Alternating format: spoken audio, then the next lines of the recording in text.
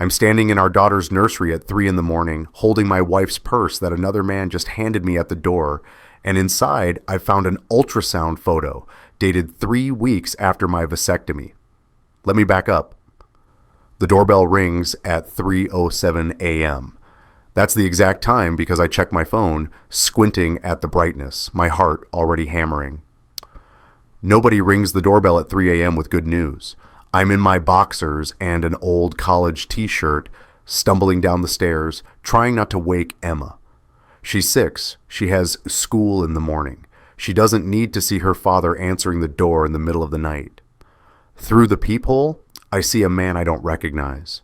Mid-30s, button-down shirt, half untucked, car idling in our driveway with the lights on. He's holding something. I crack the door open, keep the chain lock engaged. Can I help you? He looks uncomfortable, shifts his weight. Hey man, sorry about the time. I'm looking for, is your wife home? The way he says, your wife, makes my stomach drop. Not Mrs. Harris, not formal, familiar. Who are you? Look, I just need to give her something. She left it in my car. He holds up a burgundy leather purse. I recognize it immediately. The corner's worn from where she always sets it on the ground instead of hanging it up. I've told her 100 times to stop doing that. In your car? Yeah, we grabbed dinner after work. She must have forgotten it. The neighbor's porch light across the street flicks on. Someone else is awake now watching. I'll take it, I say. Cool. Just tell her I'll see her tomorrow. He pauses. Tell her Marcus says hi. Marcus. I don't know any Marcus. He hands me the purse through the gap in the door. The leather's warm, recently held. I notice his cologne on the strap. Something expensive I don't wear. Thanks, I manage. He walks back to his car, black sedan. I memorize the license plate without meaning to. 7Tech 943. The kind of detail your brain grabs when everything else is spinning. The door closes. I stand in the hallway holding this purse that suddenly weighs 1,000 pounds. Upstairs, I can hear my wife sleeping. Our bedroom door is open. She's probably on her side, facing the window, the way she always sleeps, peaceful, dreaming. I open the purse. The zipper's half broken. She's been meaning to get it fixed for months. Inside, her wallet's there, her phone charger, lipstick, receipts crumpled at the bottom, and then I see it. A white paper bag from CVS, stapled shut, the receipt still attached. My hands are shaking as I pull it out. Inside the bag is a pregnancy test box, and underneath it, already opened, the test itself. 2 pink lines. Positive. I stand in the hallway between the stairs and the living room, trying to process this. My wife is pregnant. She took a test yesterday. The receipt is dated the day before, 4:47 p.m. She didn't tell me, and some man named Marcus just returned her purse at 3 in the morning because she left it in his car. I should wake her up right now. Should demand answers. Should hold this test up and watch her face as she explains. But I don't. Because underneath the CVS bag, there's a receipt from the Sterling Hotel. Thermal paper, the ink already fading. 2 nights ago, Tuesday. The same night she told me she had a late conference call and would probably just stay in the office. Room 412. 2 nights, total $347, $82. I scanned down the itemized charges. Minibar, room service, 2 glasses of wine. Tuesday was our anniversary. The house is so quiet I can hear the refrigerator humming in the kitchen. Somewhere upstairs, Emma rolls over in her sleep, and her bed frame creaks. I carry the purse into the kitchen and spread everything out on the counter under the overhead light. Evidence. That's what this is. I'm cataloging evidence. There's a business card. Marcus Fletcher, account executive, Fletcher and Associates. Phone number 555-0747. The card's bent at one corner like it's been in her purse for a while. A loyalty card from Bistro Toscana, one of those stamp cards where you get every 10th meal free. 12 punches. I've never been to Bistro Toscana. She's never mentioned it. More receipts? Dinner at Morton's Steakhouse 3 weeks ago, $156. Lunch at some place called The Garden Room. Coffee from a shop downtown I've never heard of. Each receipt tells a story I'm not in. The pregnancy test sits on the counter, those two pink lines screaming at me. I had a vasectomy 8 years ago, 2 years before Emma was born. The procedure was in March 2018. I remember because I had to take 3 days off work and spent them on the couch with a bag of frozen peas. My post-op appointment confirmed it. Count was 0. "You're good to go," the doctor said. "No swimmers." Emma was born February 2019. The math is simple and impossible. My phone buzzes. A text from Robert, my best friend since college. "Dude, you up? Can't sleep." I stare at the message for a long time. Then I type, "Yeah, I'm up. Call me." He calls 30 seconds later. "What's wrong?" Robert knows me too well. Hears it in my voice immediately. "A man just returned my wife's purse. Said she left it in his car." Silence on the other end. Then, "Okay, where is she?" "Upstairs, sleeping." "Where are you?" "Kitchen." "What was in the purse?" I tell him everything, the hotel receipt, the pregnancy test, the timeline that doesn't add up. "Daniel," Robert's voice is careful, the way people talk when they're afraid you might break. "What are you going to do?" I look at the evidence spread across my kitchen counter, the counter where Emma eats her cereal every morning, where my wife kisses me goodbye before work. "I'm going to find out the truth," I say. All of it. The hotel receipt shows the couple's massage was booked under Mr. and Mrs. Fletcher, his last name. I don't sleep. Can't. Instead, I sit at the kitchen table with my laptop and start searching. Marcus Fletcher is easy to find. LinkedIn profile shows him grinning in a professional headshot, same face from my doorway. Account executive at Fletcher and Associates, a marketing firm downtown. Same building where my wife works. Different company, same floor. I scroll through his public photos. There he is at a company happy hour at a conference at... I stop. It's a photo from 3 months ago. A restaurant I don't recognize. And there in the background, slightly out of focus, but unmistakable, my wife. She's laughing. Her hand is on his arm. The caption reads, "Great strategy session with the team." Strategy session. I screenshot it. Save it to a folder on my desktop labeled Taxes 2025. Innocent enough if anyone looks. The sun starts coming up around 5:30. I hear Emma's alarm go off upstairs. She insists on setting it herself, proof she's a big girl now. Then footsteps, my wife's voice soft and muffled through the ceiling. "Good morning, sweetheart. Did you sleep okay?" I close my laptop, put the purse contents back inside, place it on the kitchen counter where it might have been set down naturally. When they come downstairs 10 minutes later, I'm making coffee, acting normal, testing myself. "Morning, Daddy." Emma bounces into the kitchen, her hair sleep wild, wearing her favorite unicorn pajamas. "Morning, baby." I scoop her up, hold her tight. She smells like baby shampoo and sleep. "Want pancakes?" "Yes." She wriggles down, runs to her seat at the table. My wife appears in the doorway. She's in her work clothes already, blue blouse, black slacks, professional, put together. She looks beautiful, the way she always does in the morning before the day touches her. "Morning," she says, and "morning." I hand her a coffee mug. Watch her face. "Your purse is on the counter. Someone dropped it off early." She freezes, just for a second, then recovers. "Oh? Who?" "Didn't catch his name. Said you left it somewhere." "Oh." She picks up the purse, looks inside. I watch her hands. They're steady. "Must have been someone from work. I thought I lost this yesterday. Thank God."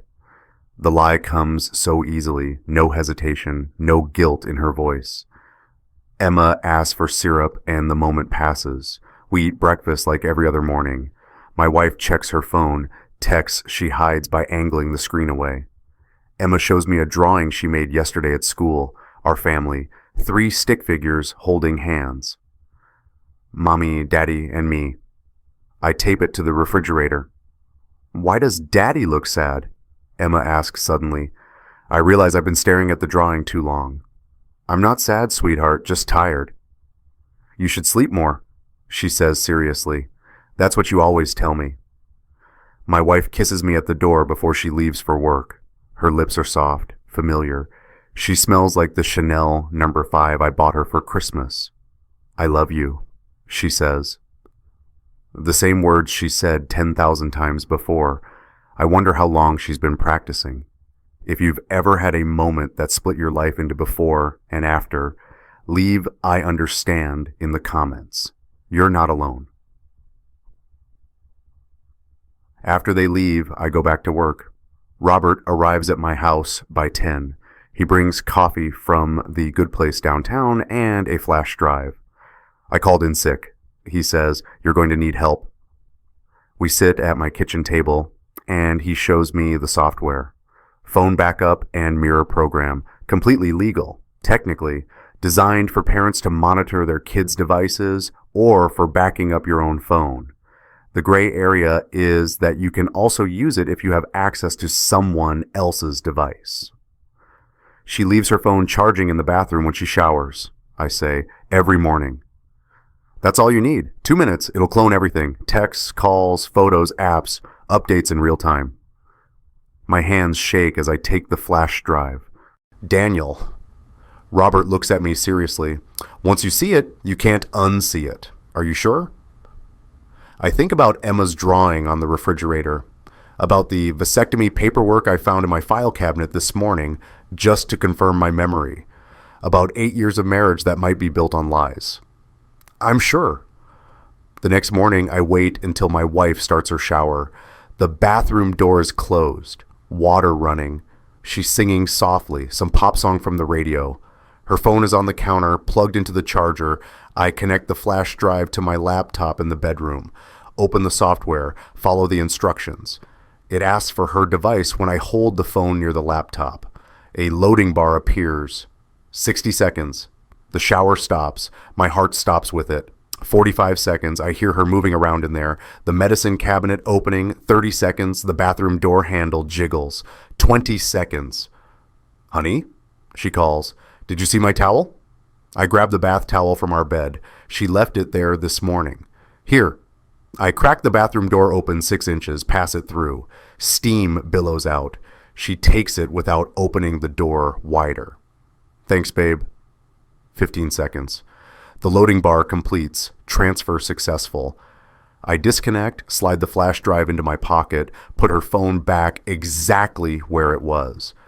When she comes out 5 minutes later, hair wrapped in the towel, I'm checking my email on my laptop. Normal, casual. She kisses my cheek on her way to the closet. After she leaves for work, I open the backup files. The text messages load first. Thousands of them. I scroll to the conversation labeled Mom, her mother's contact, but the messages don't match.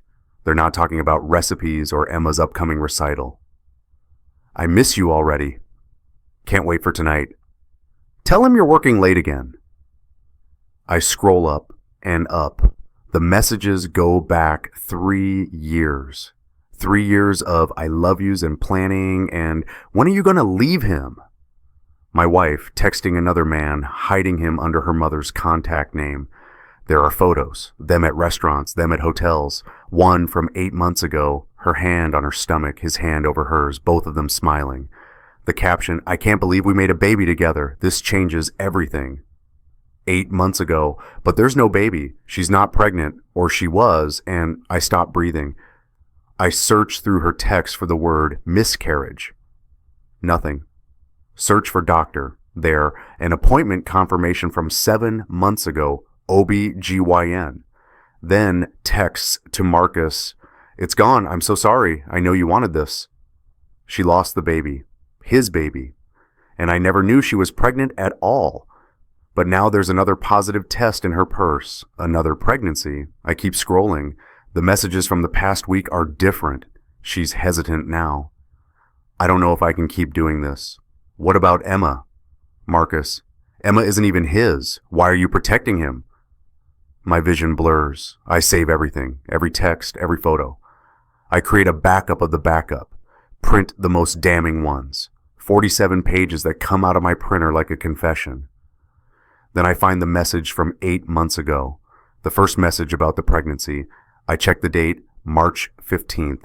I pull up my files, find my vasectomy records.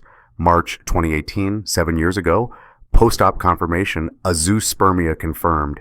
Patient is sterile. Emma was born February 2019, 9 months after July 2018.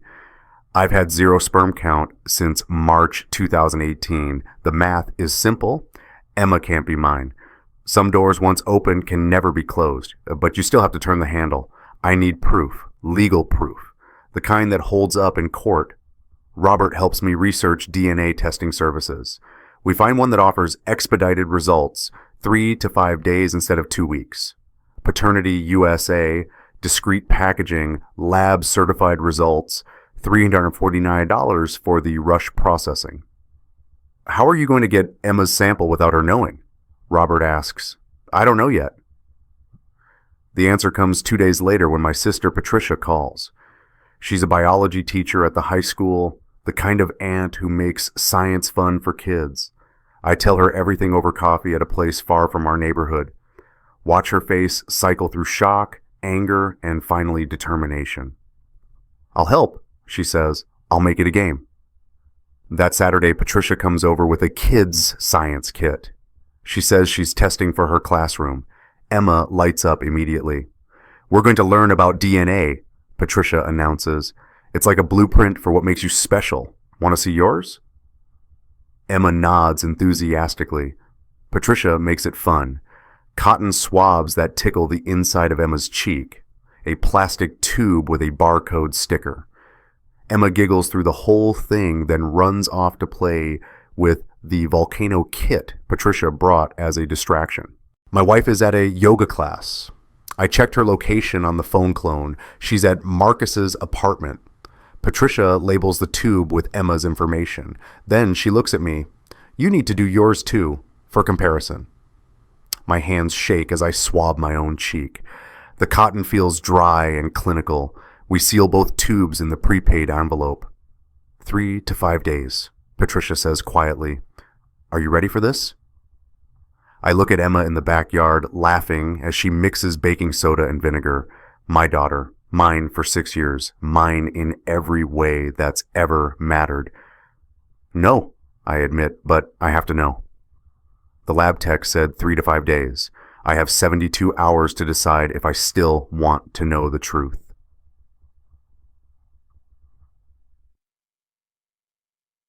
I don't wait for the DNA results to confront her. It's Monday evening. Emma is at a friend's house for a sleepover, something I arranged specifically. The house is empty except for us. I've printed everything. 47 pages of text messages. 6 hotel receipts from different locations over the past 3 years. Screenshots from Marcus's social media showing them together at work events where they're standing too close, touching too casually. She comes home at 6:30, sets her purse on the counter, a different one now, black instead of burgundy. She's replaced it. Hey, she says, how was your day? Sit down. Something in my voice stops her. What's wrong? I slide the stack of papers across the kitchen table. The top page shows a text message from 3 months ago. I love you. I wish I could say it out loud instead of hiding. She goes pale, picks up the stack with trembling hands, starts reading. Where did you get these? Sit down. She sits. I remain standing. How long? I ask. Daniel, how long? Her eyes fill with tears. 3 years. It started 3 years ago. We were working late on a project together, and I don't want the story. I want the truth. All of it. She's crying now. Real tears or performance, I can't tell anymore. It just happened. I didn't mean for it to happen.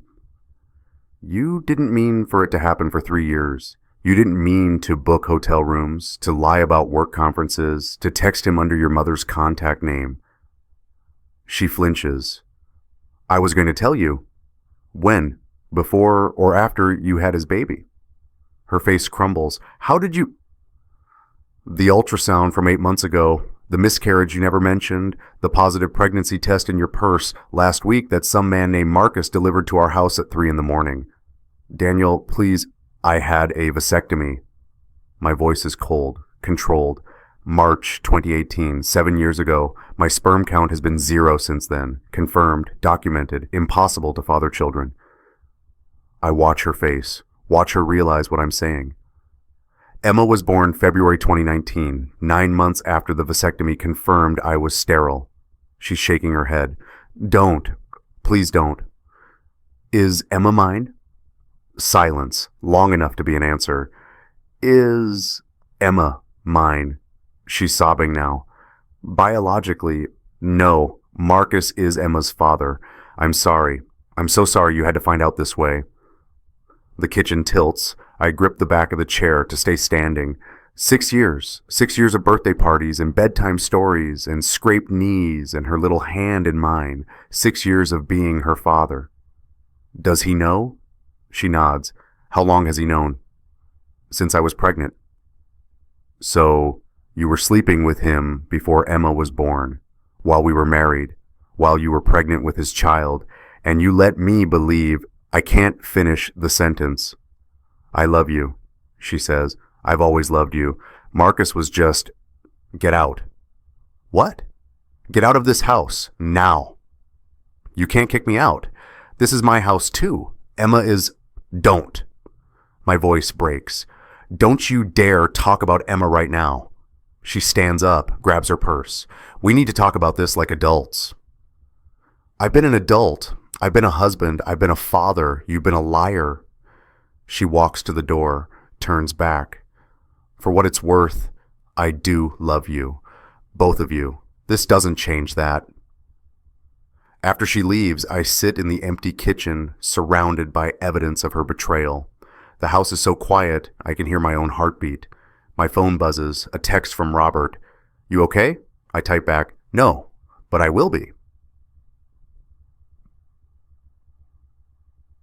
The envelope arrives on Thursday, overnight delivery. I sign for it while Emma is at school. My wife is at work, Marcus's apartment, according to her location, and I'm alone. Robert comes over. I asked him to be here. Didn't want to do this alone. The envelope is heavier than I expected. Professional, official. The return address reads, Paternity USA Laboratory Services. You don't have to open it right now. Robert says, you can wait. I've been waiting 6 years. I tear it open. The report inside is printed on heavy paper with an official letterhead. There are graphs, charts, numbers that mean nothing and everything. I skip to the bottom, the conclusion section. Combined paternity index 0.00. Probability of paternity 0.0%, 0.00. The paper says the tested man, Daniel Harris, is excluded as the biological father of the tested child, Emma Harris. This conclusion is based on DNA analysis showing that the genetic markers do not match. I've clipped Emma's school photo to the corner of the report. She's grinning, showing the gap where her front tooth fell out last month. She was so proud of that gap. Kept sticking her tongue through it to make me laugh. Robert doesn't say anything, just sits next to me at the table. She's my daughter, I say finally. I know.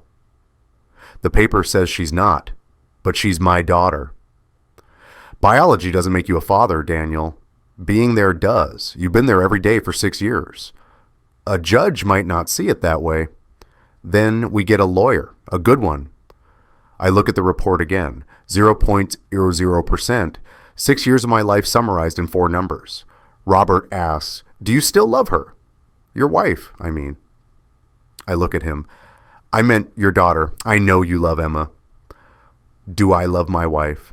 The woman who lied to me for 6 years? Who let me raise another man's child while she continued her affair? Who just got pregnant again with the same man? I don't know what I feel anymore, I admit, except that I'm not losing Emma, whatever it takes.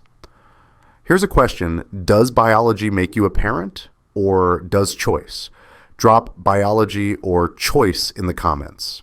I want to know what you think.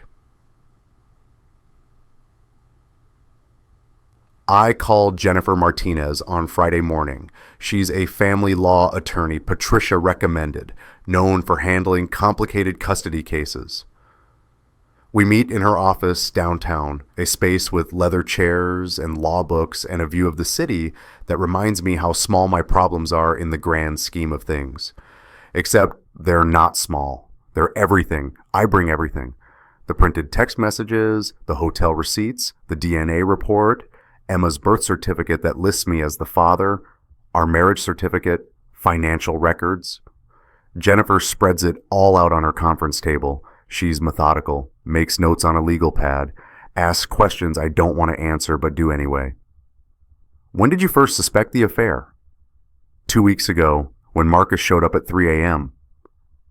And the pregnancy? There was a positive test in her purse. She hasn't told me about it officially. But she admitted the affair and Emma's paternity during your confrontation. Yes. Jennifer makes more notes. Then she opens her laptop and pulls up what looks like a financial database. I need you to give me access to your bank accounts, joint accounts, credit cards, everything. Why? Because if she's planning to leave, she's probably planning financially too. We need to know what we're dealing with. I give her the login information. Watch her face as she scrolls through months of transactions. She stops, zooms in on something. Daniel, when was the last time you checked your savings account? I don't know. A few months? My wife handles most of the finances. You had $52,000 in that account in January. It's now at $5,000. The room tilts. $47,000. Transferred out over the past 6 months. Small amounts at first, $2,000 here, $3,000 there, then a large transfer 3 weeks ago of $15,000. She clicks through more screens. The money went to a personal account in your wife's name only, opened 4 months ago at a different bank. I can't breathe. What else? Jennifer's jaw tightens. Credit card charges, jewelry stores, $3,400 at Tiffany's last month. But I'm guessing you didn't receive a gift. No. Morton's Steakhouse, multiple charges. The Sterling Hotel, weekend trips to Napa Valley charged to your card while you were, let me guess, watching Emma. She said they were work trips. There's more. Jennifer pulls up another document. I ran a property search. There's a lease application filed 6 months ago for an apartment in the Pearl District. 2 names on the lease, your wife and Marcus Fletcher. 6 months ago. She's been planning to leave me for 6 months, while I made her breakfast, while I watched Emma so she could have her girls' nights, while I believed we were a family. She kept me as a backup plan, I say. Jennifer nods. It appears that way. The lease suggests premeditation. She's been building an exit strategy while continuing to use your shared resources. What do I do? We file first, emergency custody motion, restraining order on the financial accounts, and we pursue fraud charges for the unauthorized transfers. If she used marital funds to support an affair, that's marital waste. We can recover some of it. I don't care about the money. You should, because she's going to need money for lawyers. And those lawyers are going to argue that Marcus, as the biological father, has parental rights. The reality hits me. He's going to try to take Emma. It's possible. That's why we move now, hard and fast. We establish you as the psychological parent, the one Emma has bonded with, the one who's been her primary caregiver. We show that you believed you were her father and acted accordingly. We demonstrate that any change in custody would be detrimental to Emma's well-being. Will it work? Jennifer looks at me seriously. I don't know, but we're going to fight like hell. I move into the guest bedroom that night. My wife, I can't think of her by name anymore, it hurts too much, stays in the master. We exist in the same house, like ghosts, passing each other in hallways, speaking only when Emma is present and forcing normalcy. Emma knows something is wrong. She's 6, not stupid. "Why does mommy cry so much?" she asked me one morning while I'm making her lunch. "Grown-up stuff, baby. Nothing for you to worry about." "Are you and mommy fighting?" I kneel down to her eye level. "Mommy and I are working through some things, but that doesn't change how much we both love you, okay?" She hugs me, her little arms around my neck. "Okay, Daddy." Daddy? That word that might not legally be mine much longer. Jennifer files the emergency motions on Monday. By Wednesday, my wife has her own attorney. By Friday, I'm served with a counter motion. Marcus Fletcher, the document reads, is petitioning for paternal rights and joint custody of Emma Harris. He wants my daughter. The man who called me at 3 a.m. wants to be her father now, after 6 years of hiding, after letting me change diapers and handle midnight terrors and teach her to ride a bike. After all of it, now he wants to be dad. Robert reads the motion and swears. Can he do this? According to Jennifer, yes. Biological fathers have rights, even when they've been absent. This is insane. This is the law. The court date is set for 3 weeks out. In the meantime, Emma is caught in the middle. My wife moves out on Sunday, takes Emma to her mother's house temporarily, says it's better for Emma not to see us fighting. I don't fight her on it because Jennifer says not to, that it could look like I'm being difficult. But every night Emma is gone feels like losing her already. She FaceTimes me every evening. Daddy, when can I come home? Soon, baby. Really soon. I miss you. I miss you too. Then on Tuesday, the letter arrives. It's delivered to my house by my wife's mother, hand-delivered, like it's too important for mail. The envelope has Emma's handwriting on it, for Daddy. I open it with shaking hands. The paper is lined from her school notebook, purple crayon, some words spelled correctly, some phonetically. At the top, she's drawn a picture, 2 stick figures holding hands, one tall, one small, a bike with training wheels between them. Dear Daddy, Mommy says you're not my real daddy. She says someone else is, but I don't care. You're the one who makes me pancakes. You're the one who taught me to ride my bike.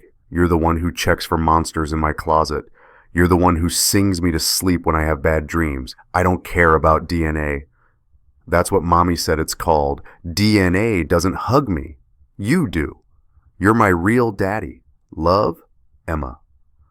At the bottom, she's drawn hearts, lots of them, purple and red and pink. I hold the letter and cry for the first time since this started. Not quiet tears, gut-wrenching sobs that shake my whole body. Because my 6-year-old daughter just put into words what I've been feeling but couldn't say. Biology is an accident. Being her father is my choice. And I'm going to keep making that choice. Every single day, no matter what it takes. When Emma handed me that letter, I made a promise. If this moment hit you, hit that like button. It helps more people find stories like this. The court-appointed mediator's office smells like coffee and anxiety. We're here for the preliminary custody evaluation. Me on one side of the table with Jennifer, my wife and her attorney on the other. Marcus isn't here, not yet. That meeting comes later. The mediator is a woman in her 50s named Dr. Sarah Campbell. She has kind eyes and a notepad full of notes about our situation. Emma is the priority here, she begins. Not either parent's feelings, not the circumstances of her birth. Emma, her welfare, her stability, her emotional health. Agreed, Jennifer says immediately. My wife's attorney nods. Dr. Campbell looks at me. Mr. Harris, you've been Emma's primary father figure for 6 years. Can you tell me about your relationship with her? I tell her everything. The bedtime stories, teaching her to swim, her first day of kindergarten when she cried and I cried in the parking lot, her obsession with unicorns, how she still can't tie her shoes but refuses help because she wants to be independent, how she sneaks into my bed during thunderstorms, how she says, "I love you infinity," because regular "I love you" isn't enough. Dr. Campbell writes it all down. Then she asks my wife, "And you facilitated this relationship knowing Mr. Harris was not Emma's biological father?" My wife swallows. "Yes, I thought it was best for Emma to have a stable father figure. Daniel has been wonderful with her." "But you didn't tell him the truth." "No." "Why not?" Long silence. Then, "Because I was afraid of losing him. Both of them." Dr. Campbell makes more notes. The evaluation takes 2 hours. At the end, Dr. Campbell says she'll need to interview Emma privately, observe her interactions with both parents separately, speak with teachers, pediatricians, anyone who can speak to Emma's attachment and well-being. "This process takes time," she says, "usually 4 to 6 weeks. The court date may be postponed." As we're leaving, my wife tries to talk to me in the parking lot. "Daniel, wait." I stop. Jennifer gives me a warning look but steps away to give us space. "I'm sorry," my wife says. "I know that doesn't fix anything, but I'm sorry. For all of it." "Are you sorry you did it? Or sorry you got caught?" She flinches. "That's not fair." "None of this is fair, but here we are. I never meant to hurt you." "But you did. For 6 years, you hurt me. You hurt Emma. You built our lives on a lie." "I love you." "You don't get to say that anymore." I walk to my car, drive home to an empty house. Emma's toys are still scattered in the living room. Her juice cup is on the coffee table. Her sparkly shoes by the door. I pick up the shoes, hold them. They're so small. Size 11 kids. She just grew out of size 10 last month. So proud to be bigger. My phone buzzes. A text from Patricia. "How did it go?" "It went?" I type back. "Hanging in there?" "Barely." "You're doing the right thing. Emma knows who her father is. The court will see that too." I want to believe her. I want to believe that love matters more than biology. That the law will see what Emma sees. That I'm her father in every way that counts. But sitting in my empty house holding her tiny shoes, I'm terrified that it won't be enough. The door was never closed. I was just standing in the wrong house. The custody hearing is scheduled for a Tuesday morning in early November. The courthouse is downtown, all marble floors and hushed voices and the weight of other people's broken families. I wear my best suit. Jennifer meets me outside courtroom 4C at 8:45 a.m. She's carrying 2 briefcases, one with legal documents, one with evidence. "Ready?" she asks. "No." "Good. That means you care." My wife arrives with her attorney at 8:50. We don't make eye contact, haven't spoken in 3 weeks except through lawyers. Marcus arrives at 8:55. This is the first time I've seen him since that night at my door. He's wearing a suit too, looks nervous. Our eyes meet across the hallway and I see something I didn't expect. Guilt. At 9:00 a.m. we're called inside. Judge Timothy Miller presides. He's older, silver-haired, reading glasses perched on his nose.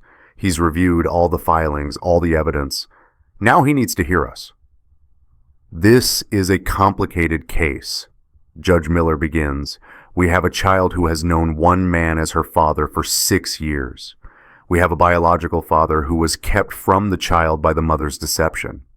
And we have a marriage that has dissolved in the midst of all this." He looks at each of us in turn. "My only concern here is Emma Harris.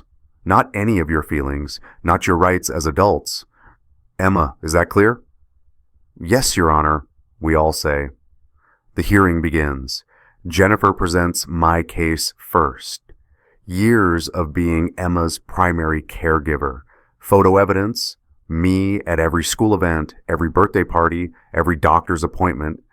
Testimony from Emma's pediatrician about how I'm listed as her father on all medical forms, how I'm the one who brings her to appointments, who knows her medical history. Emma's teacher testifies via video call. Emma talks about her daddy constantly. He helps with homework. He volunteers for field trips. She drew a family portrait last month. It was her and her father. She didn't include her mother. That detail lands hard. I see my wife flinch. Then Dr. Campbell presents her evaluation. She spent 6 weeks observing Emma with both parents. The results are documented in a thick report that Judge Miller reviews carefully. Emma demonstrates strong attachment to Mr. Harris. Dr. Campbell reads, when asked who she feels safest with, she identified her father without hesitation. When asked about her home, she described Mr. Harris's house, not her mother's temporary residence. When shown photos of both men, Mr. Harris and Mr. Fletcher, and asked, who is your daddy? She pointed to Mr. Harris. Judge Miller makes notes. Emma has also been receiving therapy to process the family disruption. Dr. Campbell continues. Her therapist notes significant anxiety about being separated from Mr. Harris. She has nightmares about him going away. She asks repeatedly when she can go home, meaning Mr. Harris's residence. Marcus's attorney stands. Your Honor, with respect to Dr. Campbell's evaluation, biology establishes parental rights. Mr. Fletcher is Emma's biological father. He has a legal right to a relationship with his daughter. A daughter he knew about for 6 years and chose not to acknowledge, Jennifer counters. Mr. Fletcher had an affair with a married woman, knew she was pregnant with his child, and made the deliberate choice to remain hidden. He allowed another man to raise his child while he continued the affair. That's not fatherhood, that's abandonment. That's not fair, Marcus's attorney argues. My client was placed in an impossible situation. Judge Miller holds up a hand. I'd like to hear from Mr. Fletcher himself. Marcus stands. He looks uncomfortable in the spotlight. Mr. Fletcher, did you know Emma was your biological child from birth? Yes, Your Honor. And in 6 years, how many times did you attempt to establish a relationship with her? Silence. Mr. Fletcher, I didn't think it was appropriate. She had a father. Daniel was doing a good job. But now you want custody? Marcus glances at his attorney, then at my wife. I want to know my daughter. Why now? What changed? Another silence. Longer this time. Judge Miller leans forward. Mr. Fletcher, I've reviewed the timeline. You filed for paternity rights 3 days after Mrs. Harris moved out of the marital home. That seems rather convenient, almost retaliatory. It's not like that. Then what is it like? Marcus falters. I think Emma deserves to know her real father. Her real father is sitting right there, Judge Miller says, nodding toward me. He may not share her DNA, but he's been her father in every meaningful way. You've been absent, deliberately so. No biological claim, no legal presumption, just 6 years of being her dad. The judge calls a recess. 15 minutes. We file out into the hallway. That's when it happens. Marcus approaches me. His attorney tries to stop him, but Marcus waves him off. Can we talk? Just us? 2 minutes? I look at Jennifer. She nods slightly. We walk to the end of the hallway near the vending machines. Robert follows at a distance, his phone in his hand, recording, just in case. Look, Marcus says, I don't want to do this. Then don't. It's complicated. No, it's not. You either want to be Emma's father or you don't. He runs his hand through his hair. I never wanted to be a father. I told her that from the start. Your wife? She wanted a baby. I didn't. But she got pregnant anyway, and I thought she'd leave you and we'd figure it out. But she didn't leave. She kept both of us. And then Emma was born, and she was perfect, but I couldn't. Couldn't what? Couldn't be a dad. I don't know how. I travel for work. I like my life. Kids they've never been part of my plan. Then why are you here? He looks away. Because she asked me to, your wife. She said if I helped her with custody, we'd have a better case. That the court would favor the biological father. That we could We could be a family, the three of us. Ice runs through my veins. She's using you. Maybe. I don't know. I just know that I'm standing in a courthouse fighting for a kid I don't even know, and you're the one who taught her to ride a bike.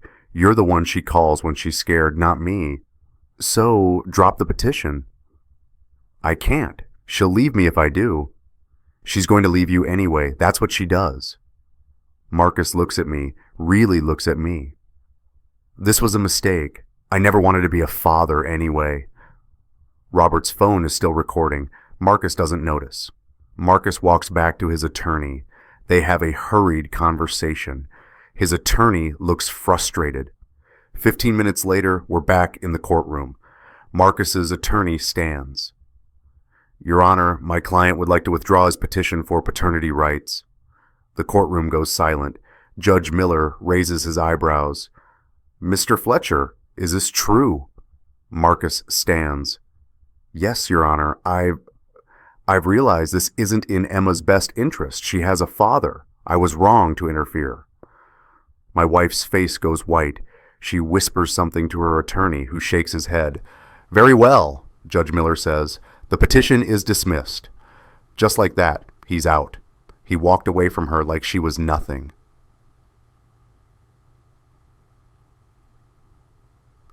The settlement conference happens 2 weeks later. Same courthouse, different room.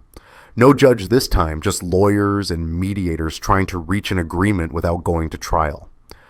My wife looks defeated. Marcus ended their relationship the day after he withdrew the petition. Sent her a text. This isn't going to work. I'm sorry. After 6 years, a text message. Jennifer lays out our terms. Primary physical custody to me.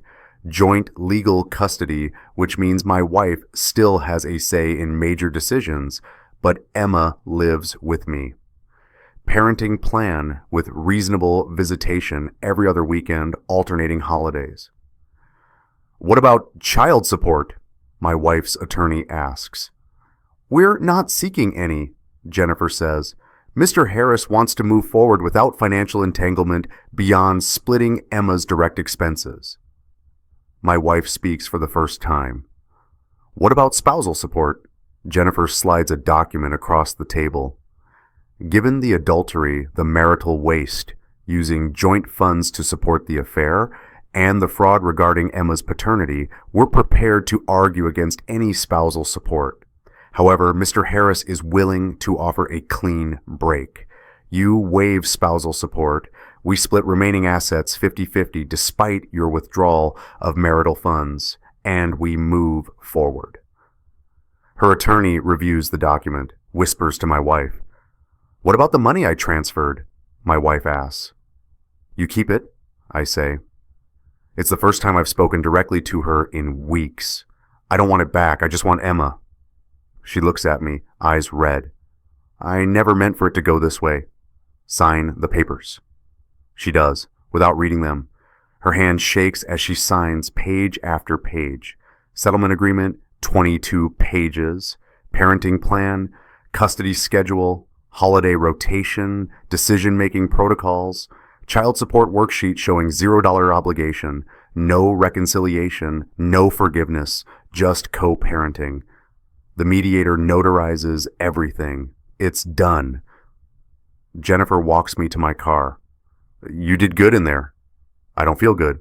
You will. Give it time. How much time? She smiles sadly. However long it takes.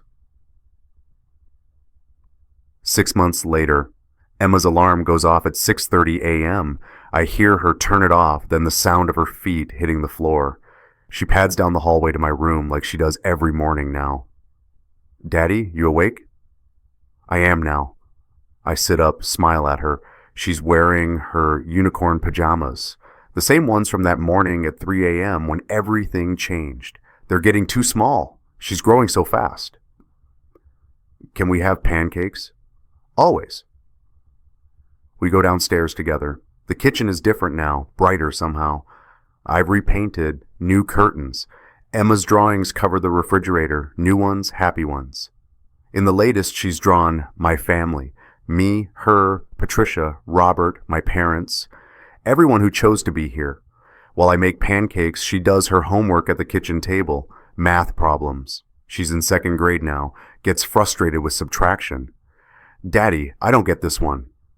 I sit next to her, walk her through it. If you have 10 cookies and give away 3, how many are left? 7. But why would you give away cookies? I laugh. Good point. The doorbell rings. Emma jumps up. Grandma? My mother comes in with Patricia. They're taking Emma to the zoo today, my weekend to myself. I try to use these weekends to rest, to remember who I am outside of being dad. You look good, my mother says, kissing my cheek. I'm okay. Better than okay, from what I see. Emma runs upstairs to grab her backpack. Patricia pulls me aside. Have you heard? Heard what? Your ex-wife, she's getting married. To someone new, not Marcus, someone she met at work. I feel nothing. No anger, no pain, just a quiet acknowledgement that she's moved on. Good for her. That's it? Good for her? What else is there to say? She's Emma's mother. I hope she's happy. Patricia studies me. You really mean that? I really do. Emma comes back downstairs with her backpack and her stuffed unicorn. Ready. After they leave, the house is quiet again, but it's a different kind of quiet, peaceful. I make coffee and sit at the kitchen table with the newspaper. My phone buzzes, a text from Jennifer. Don't forget, court at 2 p.m. I smile. I haven't forgotten. The courthouse at 2 p.m. is less crowded than during the week. Judge Miller's chambers are on the 3rd floor. Jennifer meets me in the lobby. You nervous? She asks. Should I be? No, this is the good part. We're shown into Judge Miller's chambers. It's less formal than the courtroom. Bookshelves, a desk, leather chairs. The judge is in his robe, but seems relaxed. Mr. Harris, good to see you again. Your Honor. I have reviewed your petition. Everything seems to be in order. He picks up a document from his desk. Marcus Fletcher terminated his parental rights 3 months ago, correct? Yes, Your Honor. Voluntarily. He signed the papers without contest. And Emma's mother has consented to this adoption? Yes. She agreed it was in Emma's best interest. Judge Miller nods. I've also reviewed Emma's therapist's updated report. She notes significant improvement in Emma's anxiety and overall well-being.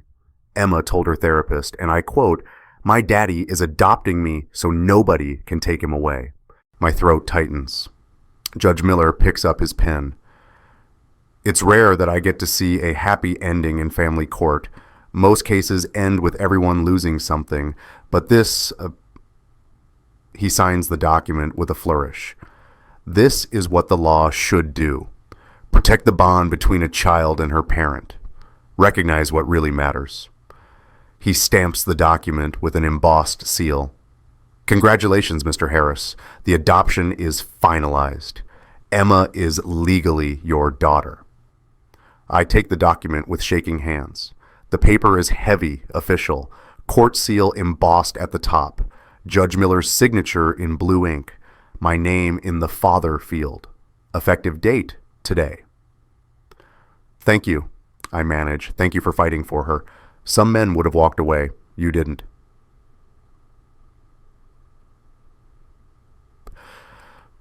I pick Emma up from the zoo at 5 p.m. She's chattering about the penguins and the elephants and how the giraffes ate right from her hand. Daddy, guess what? The zookeeper said giraffes have purple tongues. Isn't that weird? Super weird. We drive home, stop for ice cream on the way, her favorite place with the homemade waffle cones. She gets strawberry, I get chocolate. We eat them at the picnic tables outside, even though it's November and getting cold. Daddy? Yeah, baby? Mommy told me you're adopting me. What does that mean? I take a breath. It means that I'm your father. Officially, legally, forever. But you're already my father. I know, but now the law knows it too. She thinks about this while she licks her ice cream. So nobody can take you away? Nobody can take me away. And you'll always be my daddy? Always. That's not written in DNA. That's written in every story I've read you, every nightmare I've chased away, every time I've said, I love you. Biology is an accident. Being your dad is my choice, every single day. She climbs into my lap, ice cream forgotten, hugs me tight. I love you, infinity, she whispers. I love you, infinity plus one. That's cheating. I know. We finish our ice cream as the sun sets. The sky turns orange and pink. Emma swings her legs and tells me about her day, and I listen to every word like it's the most important thing in the world, because it is.